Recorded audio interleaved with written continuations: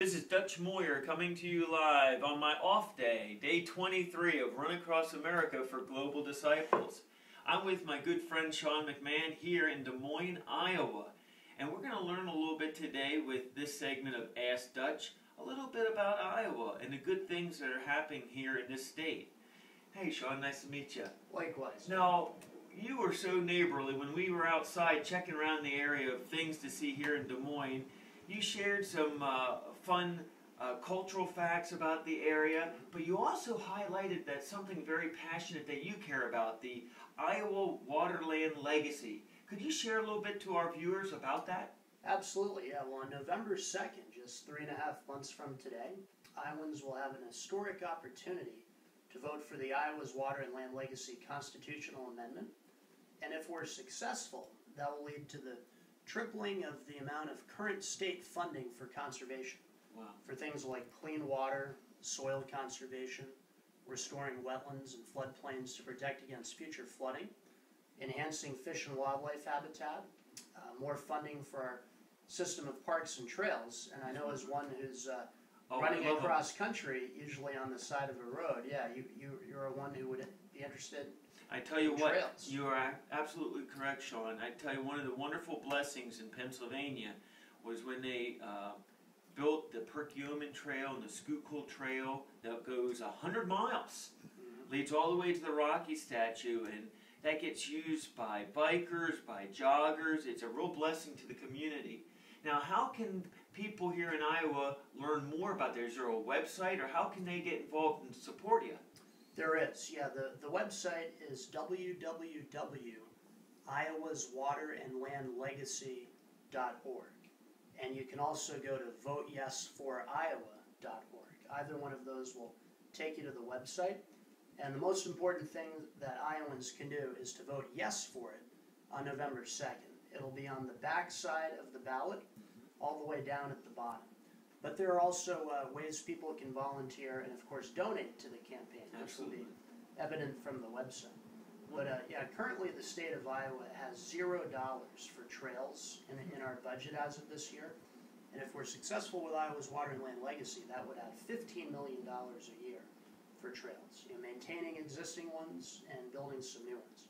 But as I mentioned, also clean water, soil conservation, habitat, voluntary incentives for farmers to provide clean water and soil conservation. So really a myriad of wonderful programs. And I see that firsthand running through Iowa, the beautiful farmland and how that needs to be protected and preserved for the next generation. Absolutely, yeah. And it's a way of life. It's really wonderful, Sean, that you're taking the lead with this, and encourage all my friends here in Iowa to vote yes when you get an opportunity. What day is that election so they know about that? Tuesday, November 2nd. Tuesday, November 2nd. What a wonderful opportunity. Now, in meeting the people I have across the state, they really seem down to earth. It really seems like the heartland of America is right here in Iowa.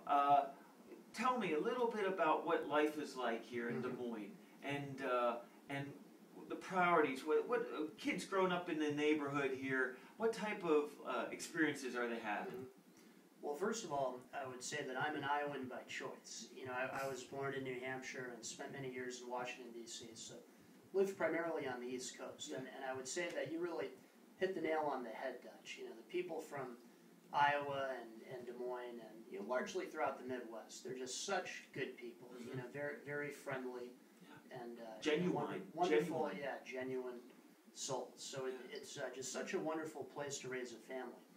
When my wife and I were living in Washington, D.C., and it was time to start thinking about raising a family, we decided that Des Moines would be a wonderful place to do that. She's from here originally, and we have family here. But yeah, we are so glad that we did. We've seen our quality of life just really skyrocket since we moved here.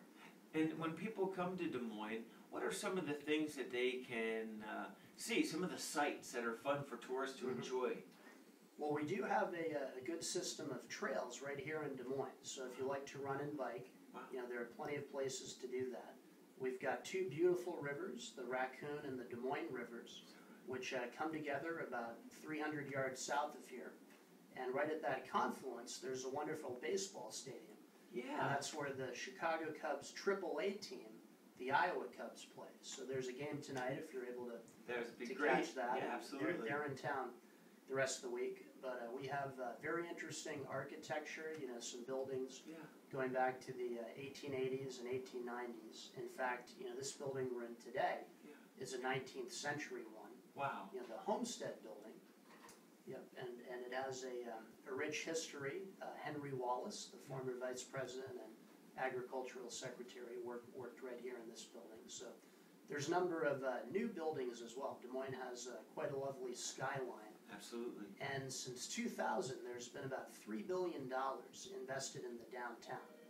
So we have new arenas, new civic centers. And from what you shared with me earlier, you said that Des Moines was voted one of the most livable cities? Is That's that correct? right, yeah. Every year, it's always in the top 10 for livable cities, for affordable places to have a home. For, Now, are there certain values, being, like for example, I'm doing this run for Global Disciples. It's a Christian organization, and I'm trying to raise awareness for them. What sort of values, or principles do you see in the people here in Iowa and Des Moines? Is it they seem like they're a very community-centered type of people, family, faith, and country type of people. Is that true, or what have you seen in your times? People certainly, care about families here, and I think that's evident in our world-class educational system, where Iowans have made that kind of investment in our children and our grandchildren's future.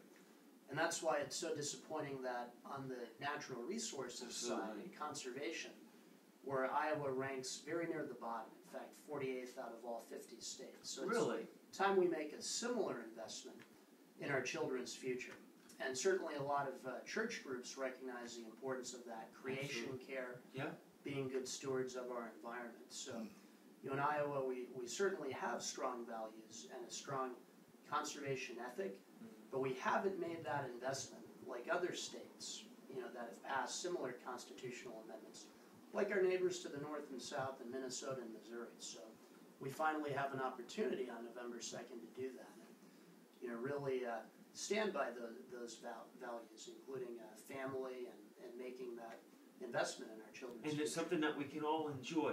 Absolutely, yeah. This will benefit all Iowans. I so appreciate it. Thank you, Sean. Thank you.